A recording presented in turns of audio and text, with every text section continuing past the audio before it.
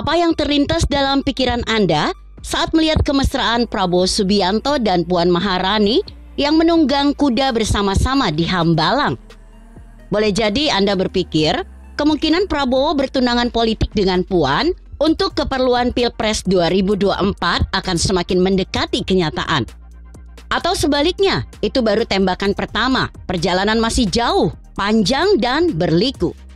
Kedua kemungkinan itu benar adanya. Siapa sih yang bisa menentukan secara tepat perjalanan dan nasib manusia bahkan sejam ke depan selain Gusti Allah? Benar, manusia cuma bisa menerka-nerka atau mereka-reka, tidak lebih.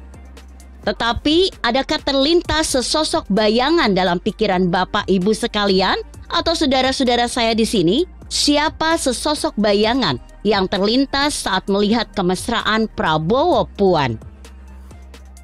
Kalau pertanyaan itu ditujukan kepada saya, jawabannya simpel. Muhaimin Iskandar.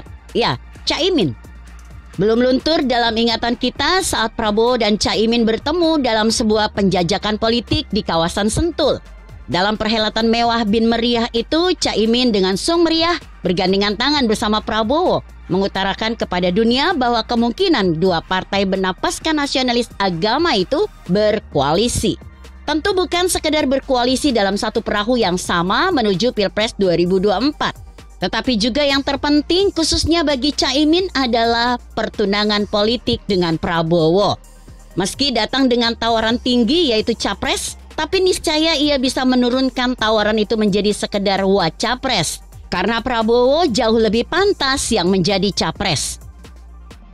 Survei Litbang Kompas paling mutakhir masih menempatkan Prabowo sebagai juara elektabilitas mengatasi Ganjar Pranowo dan Anies Baswedan. Elektabilitas Caimin dan Puan sama-sama masih baskom alias bawah 1 koma. Siapa di antara dua baskom yang akan dipilih Prabowo kelak? Tak perlu bertanya kepada rumput yang bergoyang. Dengan perhitungan matematika politik dasar saja, jawabannya pastilah Puan yang akan Prabowo pilih ketimbang Caimin.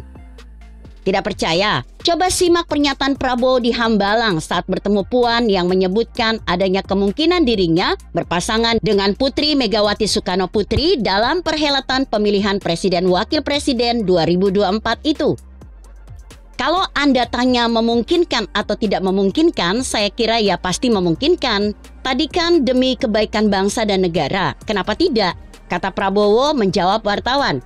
Sebuah jawaban yang sebenarnya sangat ditunggu-tunggu Caimin beberapa waktu lalu. Meski dengan embel-embel pernyataan perjalanan masih panjang, PDIP maupun Gerindra harus memikirkan sejumlah hal. Tetapi ucapan itu berupa penegasan tentang sebuah preferensi bahwa Prabowo lebih butuh Puan ketimbang Caimin. Mungkin saat konferensi pers itu wajah Caimin sejenak terlintas dalam pikiran Prabowo. Makanya capres yang 2 kali Pilpres dipecundangi Joko Widodo ini berujar.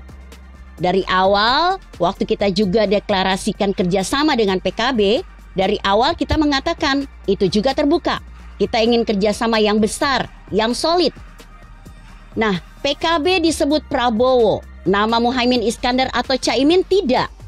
Anda yang paham hermeneutika akan langsung mengetahui makna di balik kata-kata atau pernyataan itu. Prabowo juga mengatakan bahwa kedua pihak yaitu dirinya dan Puan masih akan melanjutkan komunikasi politik secara terus-menerus.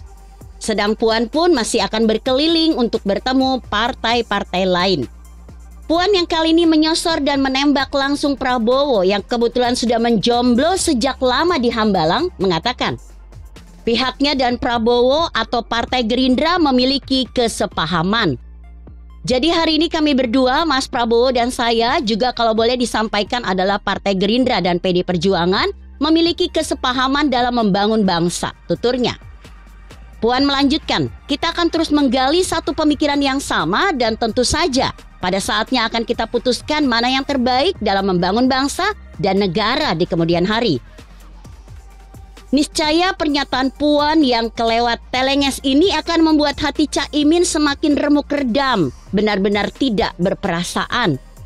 Manakala Caimin merenung di sudut sebuah ruangan yang temaram, saya malah teringat Gus Dur dalam balutan cahaya terang. Wajah Gus Dur yang kelewat cerah dengan tawanya yang renyah melintas beberapa saat dalam ingatan saya. seolah-olah sedang menertawakan keponakannya itu. Sudahlah Gus. Begitu kira-kira. Artikel ini ditulis Pepi Nugraha yang disadur dari redaksi Indonesia.com. Bagaimana menurut Anda? Jika Anda berpendapat lain, tuliskan komentar Anda di bawah ini. Saya Emma, Karisma 90.